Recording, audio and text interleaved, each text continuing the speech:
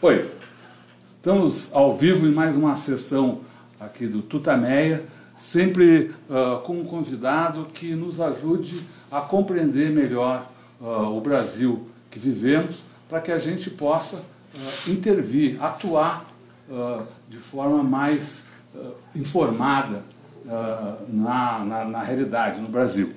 Ela é Eleonora. Ele é o Rodolfo. E ele é o Guilherme Boulos, nosso convidado de hoje, que a Eleonora vai apresentar. Antes, porém, queria convidar você a participar dessa nossa conversa, não só pelos comentários, mas principalmente levando mais longe as opiniões, as informações, as reflexões que os nossos convidados fazem aqui, compartilhando essa transmissão ao vivo. E também não deixe de se inscrever em nosso canal de vídeo no YouTube, o youtube.com/c/Eleonora e Rodolfo Lucena, Tutameia, o Tutameia é escrito em letras maiúsculas. E, claro, visite sempre a âncora de todo o nosso trabalho, que é o site Tutameia, tutameia.jor.br. Dito isso, Eleonora, por favor, faça as honras aqui à apresentação do Boulos. Guilherme Boulos, muito obrigada por você estar aqui hoje na nossa conversa. Obrigado, Eleonora. Bom, acho que Guilherme Boulos, todo mundo sabe, é o pré-candidato do PSOL à presidência da República, tem uma trajetória de militância intensa. Ele é um dos líderes do MTST, fez filosofia, psicanalista também, atuou no movimento estudantil e está tendo sempre, nesse processo golpista que a gente está vivendo desde 2016, está tendo uma atuação bastante marcante. E eu queria começar, não sei se tu quer fazer a primeira pergunta, Rodolfo. Não, a gente estava conversando antes da entrevista que, bom, em geral, nas entrevistas a gente procura trazer um fato do dia, e hoje tem um fato emblemático que talvez nesse momento, ou daqui a pouco, começa em Brasília um almoço do presidente do golpista, do Michel Temer, com o vice-presidente dos Estados Unidos, Mike Pence, e no cardápio aí está a discussão sobre o aluguel da base de Alcântara aos Estados Unidos, que muitos consideram uma entrega que não deveria ser feito. Queria ver a sua opinião sobre esse momento, as relações Brasil e Estados Unidos. Muitos falam que houve no golpe o dedo claro norte-americano, enfim. Alcântara, Mike Pence, a opinião de Boulos sobre isso. Vamos começar por aí. Bom, primeiro, bom dia, Rodolfo, bom dia, Eleonora. Satisfação, todo mundo que está nos assistindo aí pelo Tutameia. É muito bom conversar com vocês, em especial em tempos de ocaso do jornalismo brasileiro, a gente poder conversar com jornalistas de verdade. Isso é sempre importante. Bom, o que tem acontecido, Rodolfo, desde a consolidação do golpe, é a volta daquilo que o Chico Buarque denunciou como uma política externa que fala grosso com a Bolívia e a Venezuela e fala fino com os Estados Unidos. Nós tivemos um período de política externa em que o Brasil ganhou relevância internacional no governo Lula, com o Celso Amorim, embora acho que poderia ter avançado um pouco mais na integração, para além da integração econômica, numa integração política, cultural, sul-sul, mas o fato é que os avanços que ocorreram naquele período, com fortalecimento do Mercosul, fortalecimento da Unasul, uma intervenção mais soberana do Brasil no cenário internacional, os BRICS, o Banco dos BRICS, ou seja, o Brasil se colocou como uma liderança regional e como ator político e geopolítico em termos internacionais. O que nós vemos hoje é um apequenamento do país, né? Um entreguismo deslavado. Né? E não há como separar isso do processo do golpe em curso. E olha, para quem acha que é teoria da conspiração, toda vez que você faz um debate de participação de agentes internacionais, dos Estados Unidos, sobretudo, nos fatos nacionais, vem o carimbo de teoria da conspiração. Tá viajando, está indo longe. As teorias da conspiração que se referem aos Estados Unidos, ela tem prazo de validade de 50 anos, que é quando saem os documentos da CIA. Aí depois elas viram história, mudam de nome, de teoria da conspiração para fato histórico. Né? Hoje nós sabemos o que era a teoria da conspiração em 64 dos Estados Unidos ter ajudado no golpe, hoje está documentado. Né? Então, e toda a atuação que tiveram e seguem tendo na América Latina para violar a soberania dos nossos países. Os tempos mudam, a cor do quintal mudam, mas eles continuam nos tratando como quintal. Né? E, bom, basta pegar o Snowden, né, que saiu com aquelas informações da NSA, que está na Rússia hoje. O Snowden disse com todas as letras, aliás, recomendo o filme para quem não assistiu, o Snowden disse com todas as letras que o Brasil era o país mais espionado do mundo. Naquele momento que explodiu o escândalo de espionagem, com a Dilma, inclusive, sendo espionada diretamente, e que a Petrobras era a empresa mais espionada do Brasil. Ou seja, é evidente que tem, no mínimo do ponto de vista informacional, uma atuação dos Estados Unidos nesse processo. E eles têm ganho. Eles têm ganho. Né? Basta ver, assim, quando se vai desvendar um crime, qualquer agente policial, a primeira pergunta que ele faz é quem ganhou com o crime. Né? Quem tem ganho com o golpe? Nós podemos elencar a lista dos vitoriosos do golpe. Né? Um deles seguramente é os Estados Unidos.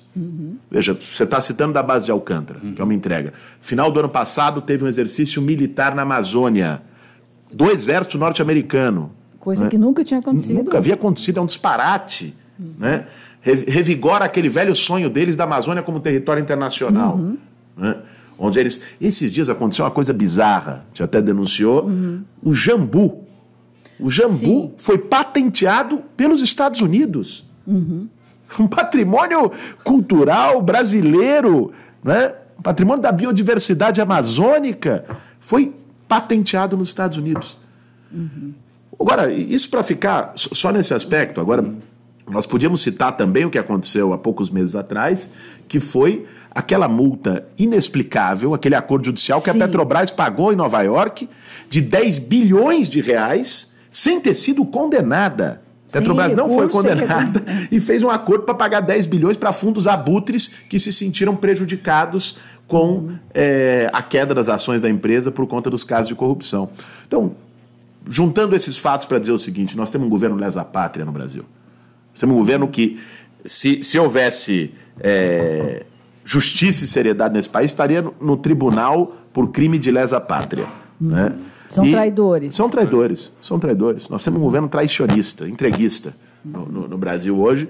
Isso é parte do processo do golpe e hoje, lamentavelmente, esse almoço tem um cardápio indigesto de mais um episódio de entrega nacional. Num governo lesa-pátria, como é que fica a situação das Forças Armadas? A gente falou da base de Alcântara e você falou desse exercício militar dos Estados Unidos na Amazônia. Esse tipo de atitude, será que não deixa, pelo menos, uma situação incômoda às Forças Armadas Vamos brasileiras? lembrar também da Embraer, que também tem claro, interesse estratégico. tem um processo de entrega. Tem processo de entrega também. Como é que você vê essa coisa da posição dos militares nesse quadro de entrega avassaladora que está acontecendo? É complexo. As Forças Armadas não são e nunca foram uníssonas. Não existe uma única posição dentro das Forças Armadas. No entanto, se nós olharmos a posição que prevalece hoje nas Forças Armadas brasileiras, é preocupante. É preocupante não só do ponto de vista de não ter uma posição mais enfática em relação à defesa nacional, à soberania nacional, de não se colocar em relação a esses processos de entrega, mas é preocupante, sobretudo, do ponto de vista democrático. Olha, o papel que os militares têm hoje na política brasileira não tiveram desde o fim da ditadura. Um papel quase de tutela em relação ao governo. Nós temos generais em cargos-chave do governo. No caso do Rio. Nós temos um Estado sob intervenção, que é o Rio de Janeiro. Né? Tive esses dias em Roraima, numa agenda de campanha e conversei com os indígenas, com o sem-teto, com professores, com o povo da universidade, e fui ver a situação dos imigrantes venezuelanos, né, nos abrigos que estão. Os abrigos estão sob controle do Exército. Né? Quem está administrando não só o recurso público, como fazendo a gestão, é o Exército brasileiro. Então, há um papel, né, em ações públicas cada vez mais forte do Exército, o que expressa um fortalecimento político e uma ideia, mexe com uma coisa que eu acho que está guardada, né, na sociedade brasileira e que é muito perigosa, de que militar resolve. Nós estamos num período de altíssima insegurança, de medo, tem medo na sociedade brasileira. As pessoas estão com medo, né? Medo, não apenas o medo da violência, o medo do desemprego, mas tem um medo do amanhã, a sociedade vive um momento de depressão política, de muita insegurança, de falta de perspectiva. E quando nós estamos com medo, nós ficamos mais vulneráveis para soluções de força, para soluções autoritárias. Isso ajuda a explicar, inclusive, a força eleitoral do Bolsonaro. Alguém que não tem a menor capacidade, enfim, não junta Lé com Cré, com 30 anos no Congresso, nunca aprovou um projeto de interesse nacional, né? O cara que representa a política mais velha, mas que bate na mesa, eu vou distribuir arma, eu vou dar segurança, eu vou acabar com essa bandalheira. E esse gesto, num momento de fragilidade, de medo da sociedade, ganha força. O mesmo se dá em relação à cultura de intervenção das Forças Armadas. Nós vimos como na greve dos caminhoneiros isso foi apropriado por setores que defendiam intervenção militar e como isso teve um certo eco na sociedade brasileira. Porque num momento de tanta crise institucional, né, nós temos um sistema político implodindo na lona, né, as soluções de força se tornam atraentes. Então, quando você faz uma intervenção militar no Rio, fala, militar resolve segurança pública. Daqui a pouco o militar resolve economia. Daqui a pouco o militar resolve política. Essa ideia de que resolve vai fortalecendo um caldo nunca superado na sociedade brasileira que pode levar a soluções autoritárias no país, no curto ou médio prazo. E você vê essa possibilidade de uma intervenção militar mais ampla no quadro político, de suspensão de eleição, ou isso é uma coisa... Eu não acho que isso está posto dessa forma nesse momento, Eleonora. O que me preocupa é um processo crescente de atuação dos militares na política, né? E aí podemos citar um exemplo, aquele famoso tweet do general Vilas Boas, Sim, na véspera do julgamento do Supremo sobre o habeas corpus do Lula, que, veja, não é um general de pijama. O general de pijama fala toda hora um monte de coisa no clube militar há muito tempo e ninguém leva muito a sério. Mas é o comandante do Exército Brasileiro que vai lá, na véspera de um julgamento crucial, e quase coloca a faca no pescoço da Suprema Corte. Faz uma espécie de uma chantagem e uma ameaça velada. Então, foi disso que se tratou naquele momento. Então, isso é um sintoma. Isso revela um papel ativo de setores das Forças Armadas no jogo político brasileiro. E isso é preocupante para a democracia.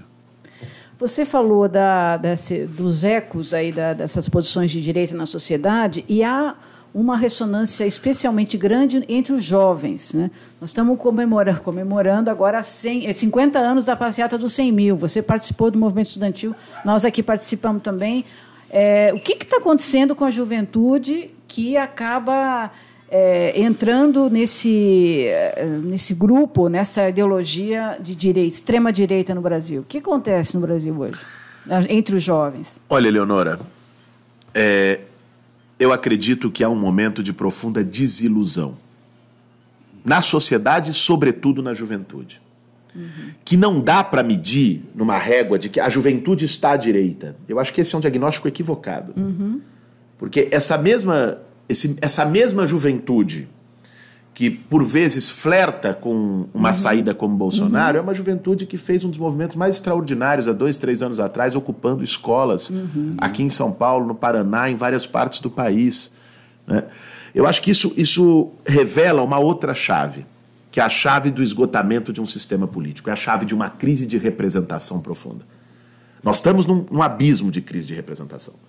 Um apartamento entre o poder e as pessoas. Né? O poder está muito distante das pessoas. Né? Ninguém se sente representado por este sistema político, por esta forma de fazer política, e, aliás, vamos combinar que quem não se sente tem suas razões. Esse sistema político não nos representa. O sistema político da nova república está efetivamente num processo de descolamento com a sociedade e numa crise muito profunda. Né? Nós precisamos repensar a política brasileira. Nós precisamos, na verdade, de uma nova ordem política no Brasil, de uma revolução democrática, eu diria. Porque esta forma de fazer política, vamos definir ela aqui de maneira caricatural, em poucas palavras. Né? Campanha eleitoral, grandes grupos econômicos financiam. Agora não mais pelo CNPJ, financiam pelo CPF. Mas, enfim, seguem financiando. Financiam campanhas eleitorais, elegem suas bancadas.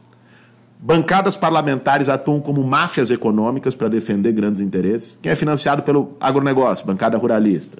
Financiado pela indústria da arma, bancada da bala. Financiado pela indústria da construção civil, bancada de cimento. Por aí vai. Bancos. Então, o Congresso Nacional e as representações políticas se tornam representações de grupos econômicos, de corporações econômicas.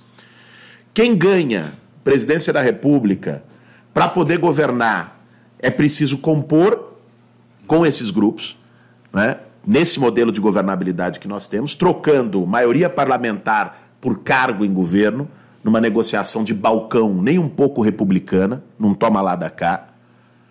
Isso foi cada vez mais se mostrando para a sociedade, se apresentando de maneira escancarada, e isso gera uma repulsa com a política. Isso gera um sentimento de antipolítica que se traduz de diversas maneiras. Que ele não é de direita. Mas ele não é de direita em si. Sim. Quem tem se beneficiado desse sentimento é a direita. Mas o que eu quero dizer é que esse sentimento de antipolítica é legítimo e a direita tem se beneficiado dele porque a esquerda não soube se colocar como alternativa. Quando a esquerda é parte da crise de representação, quando ela se coloca neste lugar, ela não consegue ser alternativa à crise de representação. Então, quem de maneira sorrateira dialogou, soube dialogar com esse sentimento de antipolítica, tem sido a direita e a extrema-direita no Brasil. Então, qual é o nosso desafio? E é isso que nós estamos buscando construir com uma campanha movimento, e não só de hoje, uma construção que vem lá de trás. O nosso desafio é se colocar num lugar, reorganizar um projeto de esquerda no Brasil que seja capaz de ser alternativa à crise de representação. Seja capaz de dialogar com essa juventude que diz eu não quero saber de política porque é tudo igual e porque não presta. Ou com 33% da sociedade brasileira que diz em qualquer pesquisa que vai votar nulo, branco, ou que não vai votar em ninguém, que não vai aparecer no dia. Mas aí você está falando de pesquisa, e apesar de todo esse massacre que está acontecendo, e do golpe, dessa situação toda, o presidente Lula lidera com folga, né? Governa com folga e está preso. Como é que você vê essa questão da possibilidade do presidente Lula participar, a importância dele? Eu lembro de você teve aí junto com o presidente Lula e outros candidatos em várias ocasiões, você chegou a falar da necessidade de uma frente fascista. Antifascista, claro. A frente fascista já existe. Já existe. Já está posta no Brasil. Você falou, nós falamos agora desse crescimento da extrema-direita e você levantou a necessidade de formação de uma frente antifascista. Agora parece que está cada um cuidando da sua campanha e essa frente fica para as calendas. Como é que você vê isso e o caso do presidente Lula? Vamos lá, Eleonora. Primeiro, em relação ao Lula. Nós entendemos que a condenação do Lula é uma farsa judicial. Sem qualquer ambiguidade a esse respeito. O Lula foi condenado sem nenhuma prova, foi condenado num processo político-midiático de linchamento. Todo mundo sabia a sentença muito antes dela sair. Essa é a maior expressão de um julgamento político. A sentença já estava escrita quando o processo começou. Né? Então, ali se fez um teatro judicial, né, para ter os ritos que, de uma maneira formal, justificassem uma condenação como a que foi feita. Então, é inadmissível. E por isso nós tivemos, durante todos os momentos, de maneira ativa, na linha de frente, na defesa do Lula. Né? A prisão do Lula é um passo além. É um atrevimento político do andar de cima no Brasil que faz uma prisão para impedi-lo de participar do processo eleitoral, de qualquer maneira. Não é uma prisão política, é disso que se trata. E, novamente... Ele é um preso político. O Lula é um preso político. O Lula é um preso político. O Lula é vítima de uma farsa judicial e é um preso político no Brasil. Não tem a menor dúvida em relação a isso. E por isso tivemos a firmeza de estar em todos os momentos. Minhas diferenças políticas com Lula, já tive a oportunidade de colocar inúmeras vezes sentado numa mesa com ele. E coloco publicamente nos espaços onde eu vou. Né? Acho que faltou ousadia nos governos do PT de fazer enfrentamentos. Faltou ousadia de pautar temas como democratização das comunicações, como uma reforma política no Brasil, como uma reforma tributária, mexer com o interesse de banco. Não se fez. Houve uma outra opção. E eu acredito que havia força e condições para fazer. Agora, diferença política não pode significar conivência com injustiça. Por isso, eu e meus companheiros do MTST, da Frente Povo Sem Medo e do PSOL, né, estivemos, quando se tratou do julgamento do Lula em Porto Alegre, estivemos aqui em São Paulo nas mobilizações, estivemos em São Bernardo do Campo naqueles dias fatídicos de resistência, o MTST esteve no apartamento do Lula quando o MBL foi para lá em São Bernardo, o MTST ocupou o triplex do Guarujá para desmontar a farsa. Então, o nosso papel nesse processo de resistência democrática foi e segue sendo ativo em relação à defesa do Lula e do seu direito de participar do processo eleitoral. O Lula está sendo retirado do processo, tentam retirá-lo do processo porque ele lidera as pesquisas. Isso aliás, não está claro nem só para a esquerda, está claro para o povo brasileiro. Você conversa nas ruas com as pessoas, mesmo quem não gosta do Lula, reconhece isso, porque a farsa é tamanha. Então, isso para a gente colocar de uma maneira muito clara, né, que o fato de ter diferenças políticas e ter candidaturas diferentes não significa nenhum passo atrás em relação à defesa da democracia e dos direitos do Lula. Em relação à frente, Leonora, nós fizemos inúmeros esforços para construir uma frente no país. Uma frente política, uma frente de mobilização, uma frente de resistência. Porque o momento é de uma crise democrática profunda e de uma regressão social igualmente profunda. O que o governo Temer fez em 2 anos é o país andando décadas para trás. Né? Em certos aspectos, a ditadura militar não fez em 21. Reforma trabalhista. A CLT é de 43. Nós vivemos 21 anos de ditadura que não tocaram na CLT. O Temer, em 2, rasgou e jogou no lixo. Congelamento de investimento público por 20 anos. Né? A PEC do teto. O congelamento do futuro do país. Entrega do pré-sal para as empresas estrangeiras. Poderíamos citar aqui um conjunto de medidas. Começamos falando da base de Alcântara, da questão da Amazônia. Ou seja, é um tamanho retrocesso que necessita de muita unidade para enfrentá-lo. Essa unidade, do nosso ponto de vista, é uma unidade dos movimentos sociais, dos partidos políticos de esquerda, das forças democráticas na sociedade brasileira. Ela se apresentou, de algum modo, ali em São Bernardo do Campo, naquele momento de resistência. Né? Ela se apresentou na luta contra a reforma da Previdência no ano passado, que nós estávamos também na linha de frente com a Frente Povo Sem Medo, vocês estavam né, naquelas mobilizações também.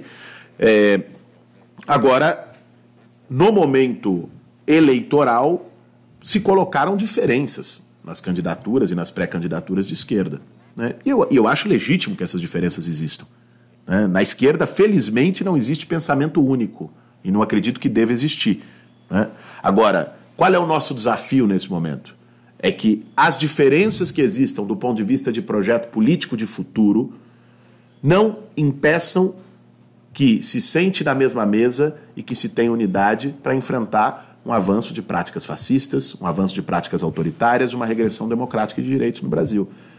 É nesse registro que nós temos buscado trabalhar. Né?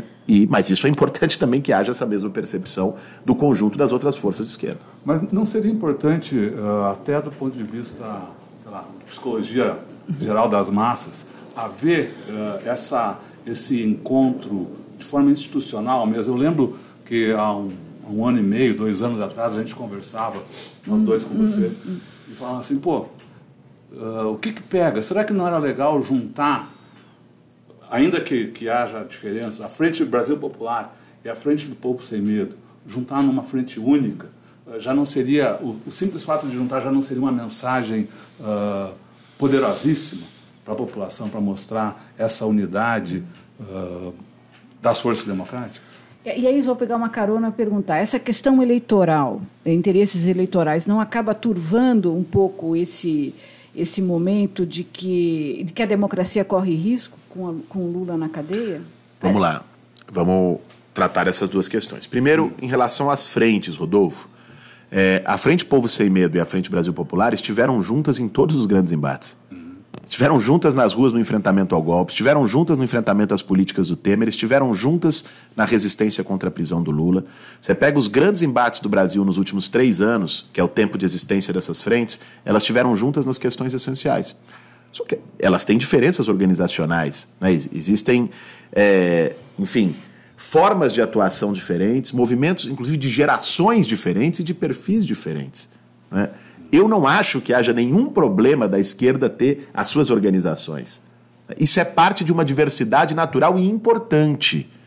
O problema é quando essas organizações são surdas para o diálogo. E nesse caso não tem sido. Todos os momentos em que a história chamou, essas duas frentes estiveram juntas, né? Eu acho que a relação entre as duas frentes está em muito bom termo no Brasil hoje, né? Então, tem a sua diversidade, a Frente Brasil Popular faz os seus congressos, os seus encontros, as suas discussões, o seu programa. A Frente Povo Sem Medo se organiza nos bairros sem medo, né? nos seus encontros, nos seus programas com a sua forma. Opa! Temer veio para cima, sentam as duas e marcam o mesmo ato no Brasil inteiro. Está bem assim. Não vejo que isso seja um problema e acho que a mensagem de unidade ela é passada quando as duas frentes estão nas ruas, quando precisam estar, como estiveram nos últimos 3 anos, impreterivelmente, sempre que necessário. Em relação às eleições, eu acho que nós temos que encarar, Eleonora, a eleição como uma oportunidade de se fazer o debate político com a sociedade brasileira. Inclusive o debate sobre a crise democrática. A eleição também é um momento de denúncia. E eu acho que todos têm encarado assim, inclusive o PT. Eu não vejo o PT falando em não participar das eleições. O partido do Lula. Não vejo o Lula defendendo essa posição tampouco. Né? Então essa não é uma posição que se deva cobrar de nenhum setor de esquerda. Né? Eu acho que o que está em jogo é que o processo eleitoral possa ser, para as forças de esquerda, também uma trincheira de resistência. Né? Seria uma coisa, do meu ponto de vista, desarrazoada entregar o processo eleitoral para eles. Né? Entregar de WO o processo eleitoral. Não é assim. É um momento de debate na sociedade, mesmo com uma democracia absolutamente ferida, né? Capenga, considerando que nós nunca tivemos uma democracia plena no Brasil, né? Vamos partir desse fato, mas com uma democracia altamente ferida e golpeada, né? As eleições são um momento para debater com a sociedade brasileira um projeto de país que resgate e aprofunde a democracia. Mas o meu ponto não era esse, de não participar de eleição. Meu ponto era se a campanha pela libertação do Lula não é o ponto essencial na questão democrática hoje. E que se essas candidaturas todas outras, que demonstram essa diversidade no campo da esquerda, não acabam deixando em segundo plano esse ponto. Se tá, enfim, como é que você vê esses pesos aí da... Olha, eu acredito que a campanha pela libertação do Lula é uma luta democrática essencial hoje no país. Né? Ao lado do enfrentamento à violência política que matou Marielle no Rio de Janeiro, que segue promovendo violências diárias no país, né? Uma onda de intolerância, de ódio, onde surfa Bolsonaro, onde cresce Bolsonaro, nós temos que estar atento a esse caldo antidemocrático. Né? Mas a luta pela liberdade do Lula é central. Né? E é algo que nós temos defendido em todos os espaços por onde passamos. Né? E é algo que, no nosso caso, no campo que nós representamos, da Povo Sem Medo, do MTST, essa aliança com o PSOL, o PCB, eu acho que é impossível dizer que este campo não teve um papel e não segue tendo um papel na resistência quando se trata da defesa do Lula. Né? Boa parte das ações que foram protagonizadas, seja lá em São Bernardo do Campo, seja a do próprio Triplex, seja o posicionamento público contundente em todos os momentos, colocam a questão da liberdade do Lula no centro do debate. Eu já tive no último mês algumas vezes em Curitiba, na Casa da Democracia, participando. Não consegui ainda visitar o Lula pelas restrições absurdas que se impõem a ele, né? Essas restrições de uma juíza de execuções penais que age com uma mesquinhez. Nós vimos isso no caso do Pérez Esquivel e do Leonardo Boff. Assim, era uma mesquinhez humana expressa ali. Mas, enfim, o nosso papel e a nossa campanha entende como algo essencial para a recuperação democrática no Brasil e para se pensar um projeto de futuro, a luta pela libertação do Lula. Como é que você vê o papel da elite nesse quadro todo? Porque a elite embarcou no golpe, se beneficiou de várias medidas aí, provocadas pelo golpe. Como é que você vê a elite não tem candidato, por incrível que pareça, o campo golpista não conseguiu se unificar em torno disso. Como é que você vê o outro lado, digamos assim? Vamos lá. Do ponto de vista eleitoral, é visível que o candidato que eles queriam se chama Geraldo Alckmin. Eles tentaram, era o candidato natural do establishment, do mercado financeiro, né? Era o Geraldo Alckmin. Não é que ele não decola. E aí eles têm um impasse. Eles foram tentando sucessivas alternativas. Primeiro criaram o factoide Luciano Huck, que poderia ser um nome que representasse o mercado e que decolasse. Não deu. Depois ensaiaram de Joaquim Barbosa como uma alternativa que poderia ocupar esse lugar. Também não deu. Né?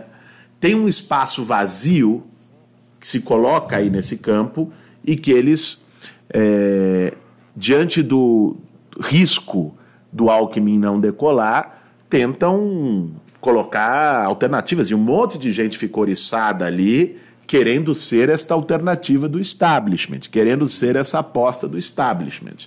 Até dono de loja de roupa se coloca nessa situação. O campo da direita e da centro-direita no Brasil está pulverizado. No momento é esse. Então, eleitoralmente, eles ainda não encontraram uma alternativa. E isso também fortalece o crescimento do Jair Bolsonaro, indo pela extrema-direita. Que não é alguém que, neste momento, tem o apoio do establishment, né? Muito embora o establishment seja bastante conivente, no mínimo, com ele, né? Até porque pode vir a ter esse apoio lá na frente. Nós não podemos descartar isso. Nós não podemos descartar. E ele tem dado esses gestos, tem ido para os Estados Unidos, botou o Paulo Guedes, tem defendido pautas liberais, tem dialogado tem buscado dialogar e fazer pontos com o mercado financeiro. Mas, a princípio, ele não é o plano A. Ele não é o plano A. Acho que eles tentam uma alternativa mais confiável, uma alternativa puro sangue, e estão nesse impasse. O que está em jogo para a elite econômica brasileira, o que está em jogo para 1% ou para o 0,1%, né? O que está em jogo para eles é manter e aprofundar o regime de espoliação desses 2 anos. Então, eles conseguiram avançar consideravelmente na destruição do Estado brasileiro, da nossa capacidade de investimento, de ter um Estado social, na destruição da legislação trabalhista e na entrega do patrimônio nacional. Mas tem passos. Tem passos que não foram feitos. Reforma da Previdência, privatização da Caixa e do Banco do Brasil, né? Privatização da Eletrobras, a própria finalização da privatização da Petrobras, que tem sofrido uma privatização gradual, né? Uma privatização, digamos, disfarçada, mas que há um projeto de entrega completa da Petrobras. Então, tudo isso é o projeto que eles querem encampar, ter uma vitória eleitoral nesse ano 2018 para poder executar um projeto como esse. Eu acho que é isso que está em jogo para a elite econômica brasileira. E internacional também, né? Claro. Então, aliás, vamos combinar, né? A burguesia brasileira nunca teve identidade própria. Nós não temos uma burguesia com projeto nacional aqui. Podemos ter raras exceções, figuras que a gente possa mencionar. Tem aquele, tem outro, mas qual grande setor da burguesia brasileira tem um projeto nacional? Eles estão subordinados né, a acumulação financeira internacional, né, atuam como força auxiliar, linha auxiliar de setores de corporações internacionais. E o que está acontecendo nesse momento com o Brasil é isso. Né, nessa crise, o país no buraco, né, o Brasil se barateou, né, os ativos das empresas nacionais se barateando, né, começa a vir um efeito abutre para comprar isso, agora com o dólar subindo ainda mais, um efeito abutre de compra de ações das empresas brasileiras, e esta burguesia nacional vai se tornar acionista minoritária das suas próprias empresas. É isso que está em curso com o projeto de desmonte. Né? Nós vamos ter um mercado a céu aberto aqui das grandes corporações internacionais, dos grandes fundos internacionais vindo e comprando todos os ativos nacionais. Agora, à medida que os resultados do golpe começam a ficar mais claros para a sociedade, quer dizer, exatamente essa destruição da economia, o aumento do desemprego, essa falta de perspectivas para a maior parte da população, você acha que é possível as elites não conseguindo montar um polo que seja efetivamente com capacidade de atração aí do centro, aí, você acha que é possível as esquerdas atraírem esse centro? Ou existe um centro a ser atraído? Essa é a questão. A tua última questão, para mim, resume. Que centro é este? Né? Se nós estamos falando do centrão do Eduardo Cunha, dos órfãos do Cunha, eu não acho que cabe à esquerda buscar atrair esse centrão. Eu acho que, aliás, é não aprender com as lições do golpe. Buscar uma composição com PP, com PMDB, retomar este arco de alianças é não ter aprendido com tudo o que aconteceu nos últimos 3, 4 anos no Brasil. Né? E a esquerda se colocar, voltando a um assunto que nós iniciamos aqui, como parte da crise de representação definitivamente, como parte de uma forma de fazer política que ninguém acredita mais.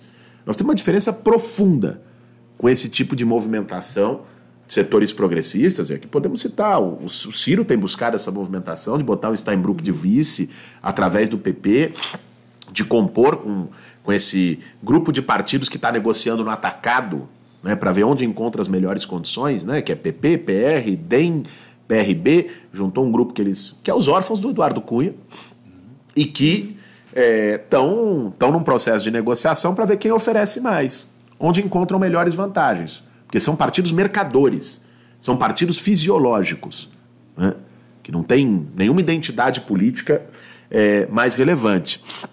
Então, para mim, não cabe à esquerda atrair esse espólio. Esse espólio é um espólio tóxico. Esse espólio pode garantir mais tempo de televisão agora, pode garantir supostamente uma governabilidade a preço de chantagem e de negociar bandeiras, mas esse espólio nos separa da pactuação mais importante que a esquerda tem que fazer nesse momento, que é com a maioria do povo brasileiro, que é dialogar com as pessoas que estão descrentes da política e se construir como alternativa, né? Que é se colocar como uma alternativa real a este sistema político que está falido. E para isso apresentar uma nova forma de fazer política, resgatar a esperança no nosso povo, reencantar com um novo projeto. Esse é o desafio da esquerda, né? É pensar, inclusive, em novas formas de governabilidade. É se dar conta de uma vez por todas que governabilidade não se limita a arranjos entre executivo e parlamento. Que a governabilidade que nós queremos e precisamos precisa ser com a maioria da sociedade brasileira. Precisa envolver formas de democracia direta, como plebiscitos, como referendos, como várias democracias mais avançadas do mundo já fazem. E alguma coisa prevista na nossa como Constituição. Como está há 30 anos prevista na Constituição e se fez 2 vezes em 30 anos. Né? Então, há um medo, há uma povofobia no Brasil. As elites econômicas e políticas do Brasil têm um pavor da participação popular. Né? Nós precisamos colocar isso na mesa. Nós não vamos mudar o sistema político brasileiro. Nós não vamos ter um projeto soberano para as maiorias sociais que não seja com uma forma de governabilidade em que o povo participe das decisões. Isso não vai vir de dentro das instituições. Ninguém abre mão dos seus privilégios voluntariamente. Isso vai vir, como sempre veio ao longo da história, de fora, com uma pressão, com fazer política não apenas nas tribunas do parlamento ou nos cafezinhos e corredores das negociatas. Fazer política nas ruas, no diálogo, com plebiscitos, com a participação, com o povo sendo escutado. Esse tem sido um ponto que a gente tem levado para essa campanha. Agora, a reação popular a esse golpe não foi aquém do esperado? Com o tamanho da tragédia que nós estamos vivendo? Foi, e eu acho que a gente tem que ter um diagnóstico para poder, em vez de como seria o mais fácil de se fazer, que é recair num ressentimento, numa depressão política, falar como este povo é ingrato, né? Nós temos que buscar saber o que levou a isso. Até para não repetir erros. O que levou à apatia que se viu em parte do povo brasileiro na reação a esse processo? Digo em parte porque houve reação. Sim. É uma mentira histórica, é uma fake news que alguns tentam propagar de que não houve. Não houve reação, nós tivemos mobilizações enormes pelo país. Na resistência, nós barramos a reforma da Previdência. Vamos começar por aí. A reforma da Previdência não aconteceu, houve a maior greve geral da história do país em abril do ano passado. Né? Então, houve 200 mil pessoas em maio do ano passado, o Temer chamou o Exército na esplanada dos ministérios. Então, houve mobilizações nesse processo. Assassinado da Marielle Anderson, as mobilizações em termos internacionais. As mobilizações estouraram no Brasil de reação àquela barbaridade, àquela covardia. Então, nós não podemos falar em apatia sem colocar que não é uma apatia completa. Né? As nossas mobilizações não foram suficientes para reverter o processo. É disso que se trata. Né? Pois bem, dito isso, por que não? Citaria ao menos 2 fatores. Primeiro, a esquerda, nos últimos 20 anos, deixou de fazer uma coisa chamada trabalho de base. Politização da sociedade. Você pega os 13 anos de governo do PT, houve avanços sociais inegáveis. Os de baixo ganharam. Né? Os de cima também ganharam, continuaram ganhando, mas você teve programas sociais, você teve aumento do salário mínimo, você teve uma melhora de condição de vida nas pessoas. E é por isso que o Lula, claro, e a política de cotas, acesso à universidade, programa habitacional, é por isso que o Lula tem, depois de um massacre continuado, lidera qualquer pesquisa com mais de 30%, 35% das intenções de voto. Isso não é por acaso. Né? Tem aí um legado. Agora, este processo foi feito sem enfrentamento a privilégios. Este processo foi feito sem politização da sociedade, sem diálogo contínuo com o povo. E este mesmo povo que melhorou de vida e ganhou nos 13 anos de governo, alguns foram simpáticos ou até estiveram de verde e amarelo na Avenida Paulista há 2 anos atrás, há 3 anos atrás. Por quê? Porque não houve um trabalho de politização. Se perdeu a dimensão de trabalho de base, de falar para fora, de dialogar e de mobilizar as pessoas como parte do fazer político. Achou que o fazer político poderia ser resolvido ali no Congresso Nacional, acomodando ministérios e resolvendo as questões com os partidos. Né? E se esqueceu do principal ator político desse país, que não é o PMDB. O principal ator político desse país é a maioria do povo brasileiro. Né?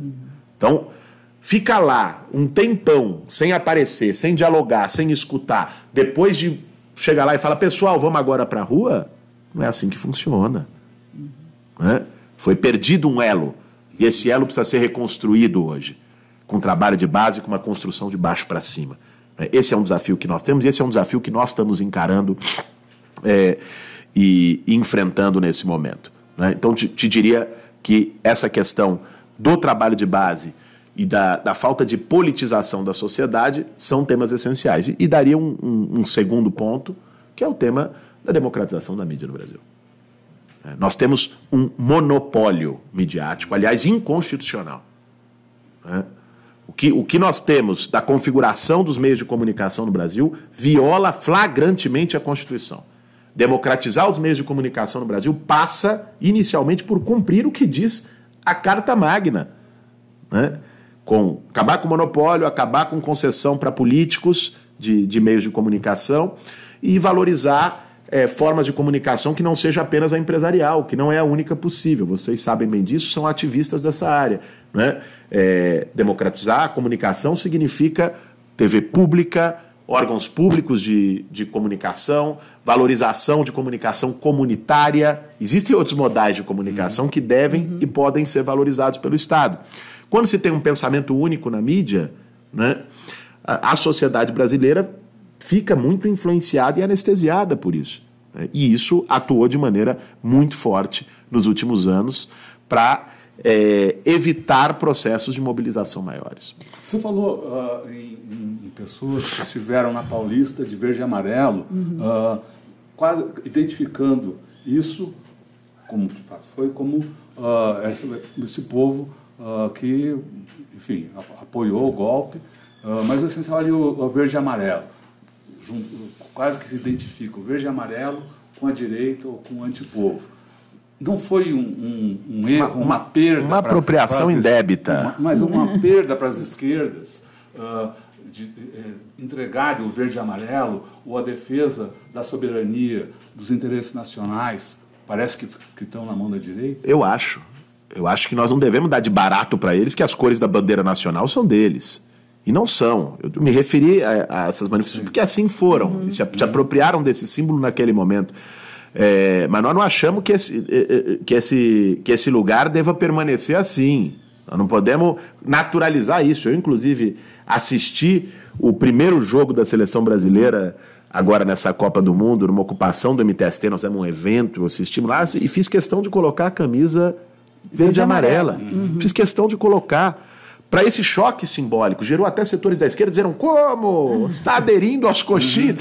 Mas é preciso recuperar simbolicamente, porque essa turma que representa o verde e amarelo, não digo quem foi na Paulista não, viu? Porque muita gente foi na Paulista iludida e enganada. E muita gente percebeu já isso hoje, e nós temos que dialogar com essas pessoas. Nós não podemos estigmatizar também. Né? Nós temos que estigmatizar quem puxou aquilo e fez um verdadeiro estelionato. Um estelionato para botar uma quadrilha no poder. Agora, nós temos que dialogar com as outras pessoas. Mas este símbolo acabou ficando associado ao Temer no poder, que é quem tem menos legitimidade de reivindicar os símbolos nacionais, porque é um governo lesa-pátria, é um governo antinacional, é entreguista. Então, é preciso fazer essa disputa simbólica e nós estamos nessa disputa simbólica, viu, Rodolfo? E você está otimista? Será possível derrotar o golpe nas eleições agora? Como é que... Olha, eu acho que é possível, sim, derrotar o golpe nas eleições, ainda mais quando o governo que representa o golpe tem 96% de impopularidade. É o governo mais rejeitado da história republicana. Eu estava dando uma entrevista ontem, a gente até brincou. É mais fácil encontrar na rua um torcedor da Juventus da Rua Javari do que alguém que apoia o Michel Temer. Encontrei você, torcedor da Juventus, Rodolfo. Não é que eu seja, mas todo brasileiro... Tem um coração de Juventus da Rua Javari, tá certo. Mas enfim, um torcedor autêntico do Juventus, que frequenta os jogos na Rua Javari, na Moca, é mais difícil encontrar alguém que apoia o Temer do que um torcedor do glorioso Juventus da Rua Javari. E é um governo absolutamente impopular. Então, eu acredito que com a desmoralização desse governo, com a sua ilegitimidade flagrante, há um espaço no processo eleitoral para uma vitória deste campo. Né? Com Lula? Né? Você diz com o Lula candidato? Acho que o Lula, nós defendemos o direito dele ser candidato e esperamos que ele possa ser candidato. Né? Mas essa vitória deve ser uma vitória deste campo. Né? Nós não apresentamos uma candidatura para marcar posição. Você vai até o fim, mesmo se o Lula puder ser candidato, você mantém a sua candidatura? A nossa candidatura, Eleonora, é uma candidatura que representa um projeto de país e que pretende apontar uma perspectiva de futuro para o nosso povo. Né? Ela não está em função da candidatura do Lula ou de qualquer outra. Ela é uma candidatura que representa uma perspectiva de mudança para o Brasil, uma perspectiva de longo prazo, de enfrentamento aos privilégios, de uma nova ordem política no país e que em nenhum momento tira o pé da luta democrática, da luta do enfrentamento aos sucessivos golpes no país e da defesa do Lula. Né? Agora, a nossa candidatura representa um projeto e ela vai até o fim. Muito bem. Boulos, muito obrigada pela sua participação. Sei que você está cheio de compromissos aí durante a tarde. E a gente vai deixar com você. Você quer falar mais alguma coisa antes da gente fazer a nossa finalização aqui? O que você quer deixar de mensagem final? Eu acho que foi um excelente papo, deu para a gente trocar ideias de como está o nosso país e os desafios que a esquerda brasileira tem hoje. Eu, talvez nessa palavra final apenas resumiria o que nós entendemos como esses desafios. Nós precisamos, em primeiro lugar, ter uma ampla unidade na luta democrática e na luta por direitos sociais. Aí tem que estar todo mundo, sem olhar quem, para além da esquerda, inclusive. Setores progressistas, quem é que defende a democracia no Brasil é bem-vindo numa unidade democrática, né? E nós temos que fortalecer cada vez mais essa unidade democrática e no que depende de nós, ela será fortalecida. A nossa atuação tem se voltado para isso. Segundo, nós temos o desafio de dialogar com o sentimento de rejeição à política da juventude de boa parte do povo brasileiro. Este sentimento, se a esquerda não constrói um diálogo com ele é capturado por setores de extrema-direita. Não tem vazio na política.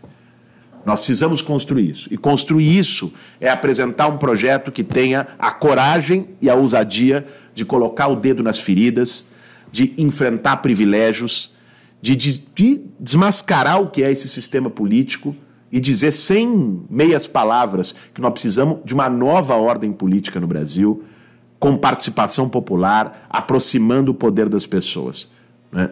E terceiro e último, dizer que isso passa por um processo de construção que não é apenas para agora. É para agora, mas tem que ser para o futuro. Nós vivemos, a esquerda brasileira está muito machucada. Nós vivemos, de algum modo, o encerramento de um ciclo político. E nós precisamos pensar o futuro. Nós precisamos travar as batalhas do presente, nós precisamos enfrentar o golpe, mas nós precisamos também aprender com as lições do golpe. E construir um projeto, plantar sementes para um projeto de futuro, né, que pode ser um futuro mais próximo ou nem tão próximo, mas um futuro de resgate da esperança do nosso povo numa mudança política.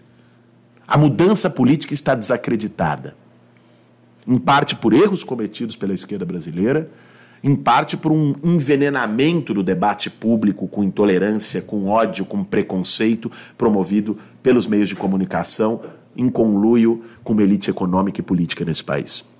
Então, é momento de também semear o futuro, né? Para que a gente consiga ter a interlocução necessária com a maioria da sociedade, nós precisamos ter a condição de resgatar essa esperança. Esse é um sentido da campanha que nós temos construído. Não é apenas uma campanha para essa eleição. Não se encerra em outubro desse ano. É uma campanha para a próxima geração.